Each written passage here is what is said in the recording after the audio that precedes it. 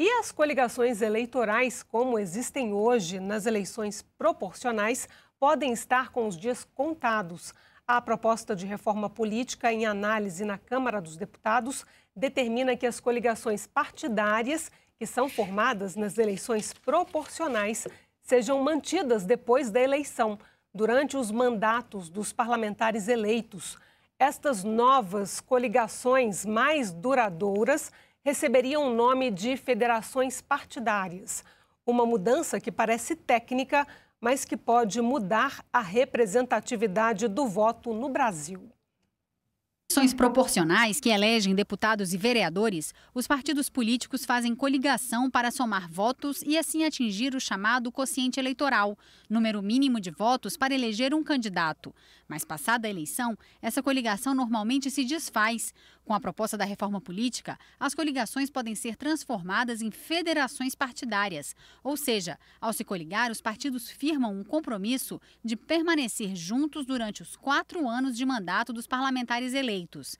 Para os defensores da proposta, a mudança dá mais estabilidade ao sistema político partidário, obriga os partidos a ter programas mais sólidos e, na prática, pode desestimular as coligações ocasionais e por conveniência, como explica o relator da proposta de reforma política, deputado Henrique Fontana. Nós temos um tipo de coligação para eleger deputados, vereadores, que é um tipo de coligação que dura só o período da eleição.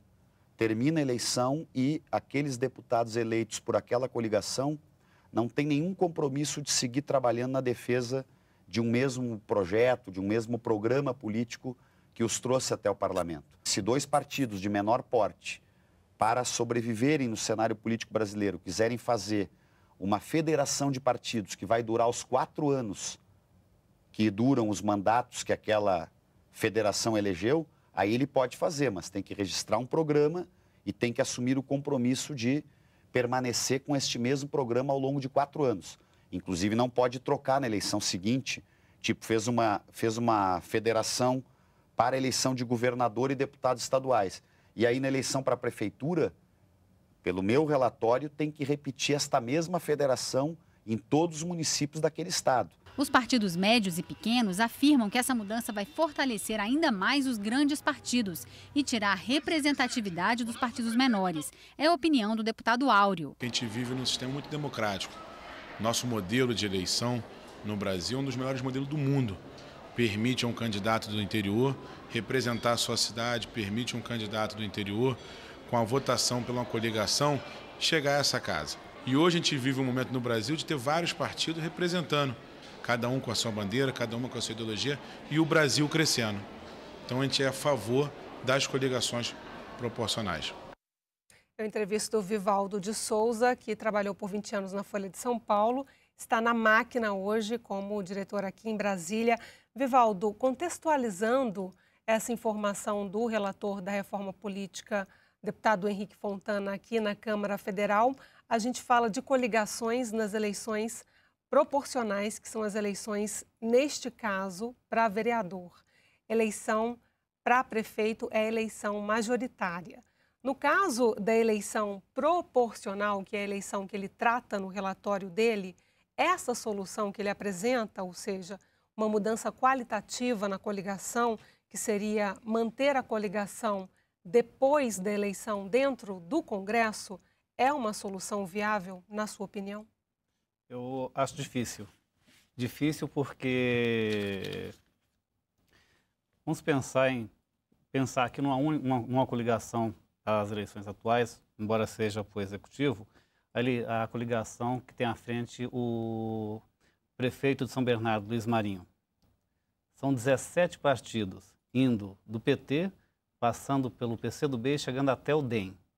Imagino se nós tivéssemos essa mesma coligação para vereadores, não sei se é o caso lá. São tantos os interesses dos 17 partidos e com ideias divergentes, pensar que é apenas 2, DEM e PT. Eu acho muito pouco provável que uma ideia como essa, uma proposta como essa, seja aplicada na prática.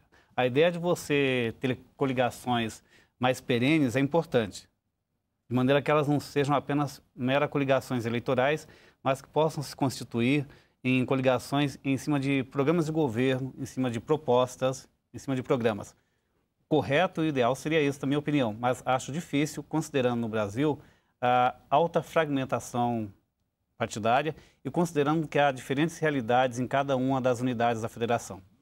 No caso da eleição municipal que a gente vê agora, em que cidades você vê que a realidade é muito diferente da realidade nacional quando a gente estuda coligações, alianças?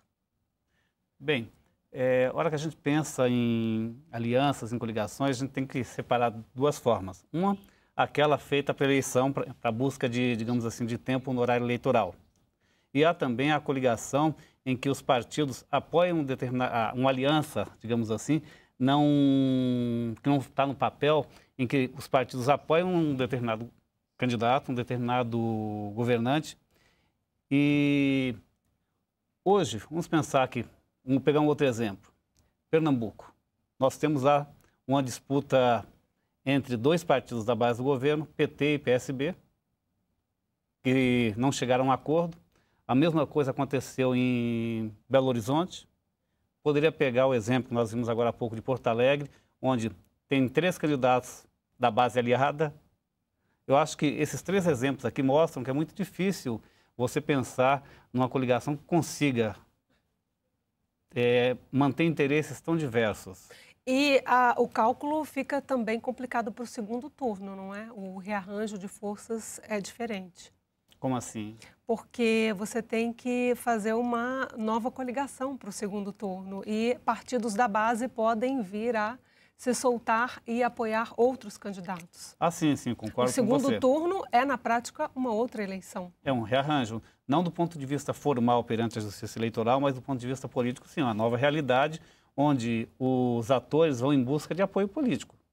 E esse apoio, ele é feito nem sempre em cima de um programa, mas sim em troca do que se pretende para o futuro, por exemplo.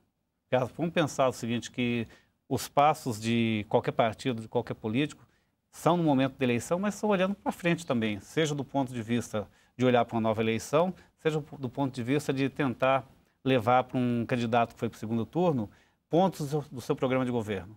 Então, realmente, é um recomeço, uma reorganização.